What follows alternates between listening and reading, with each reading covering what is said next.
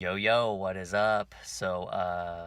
I consider myself, well, I don't consider myself too well traveled, but within the United States, I've been around a lot of, or I visited a lot of different major cities, but globally, I've been to parts of Europe. I've been to Spain, Greece, Rome, Japan, and Korea. And one thing I've noticed, there's two main fundamental things that I've observed that leads me to believe that other countries are thinner, especially Asian countries and a lot of parts of Europe. And that is, for one, while I was in Europe and while I was in Korea and in Japan, they use a lot of public transportation. When a while back when I went on my trip to Japan, I had on my iPhone, I think it's called the My Health app, and you click on it, and it's basically a pedometer. And I had forgotten about it, but after I was walking so much, I checked it, and on the highest amount that I walked was like 7.7 miles. Now, granted, I was a tourist and I was going all over the place, but even on even on a day that I didn't walk as much, I was still averaging 3 or 4 miles a day, and this adds to a lot of burned calories. This isn't to say that in America, uh, not all, excuse me, this isn't to say that some cities don't use a lot of public transportation. New York, I've been in New York. They use a lot of public transportation. Same thing, they walk a lot, which is great. But a lot of cities in the United States do not, or a lot of American citizens don't utilize the public transportation, and things are just easier. We have escalators, we have elevators, we're in our cars, and if you have a desk job, you're not moving around. And while I was on vacation, going back to that, a lot of walking, a lot of walking, a lot of walking. That's a real big fundamental reason.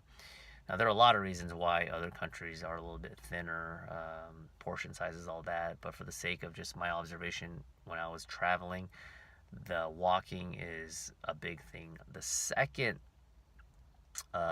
thing that I noticed is in the Asian countries, in Korea and Japan, and also in Europe as well, parts of Europe, you I wouldn't see too many standard breakfast spots to eat. Over here we have in the States, we have Denny's, IHOP.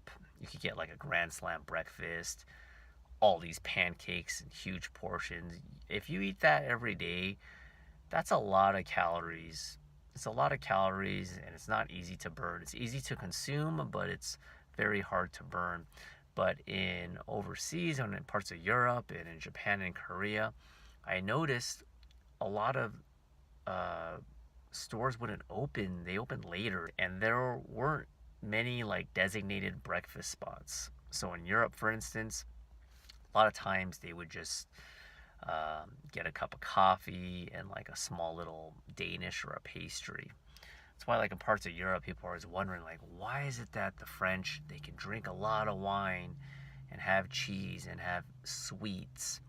Why are they so skinny? And one of the reasons why is they don't have really a standard set breakfast.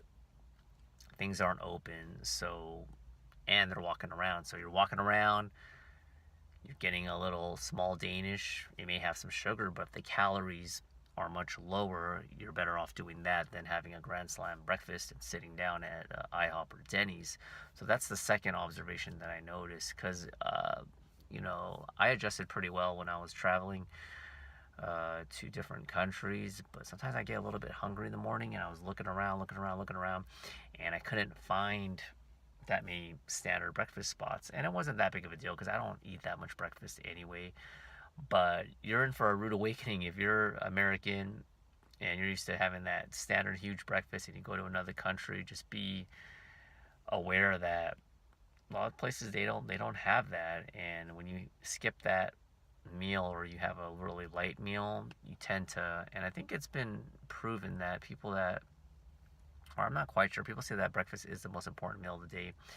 I don't know if I 100% believe that. I think that all meals, for the most part, should be treated equal. But I do know that consuming half of your daily maintenance of calories in the morning is just not the way to go. So, anyways, that's my 2 cents on this topic. It's just a little observations from traveling across the seas, walking a lot, boom, boom, boom, and not eating a huge breakfast. And you may be able to apply this advice to your own daily life if you're trying to maintain and trim down. Thanks once again for watching, and I'll catch you in the next one. Bye.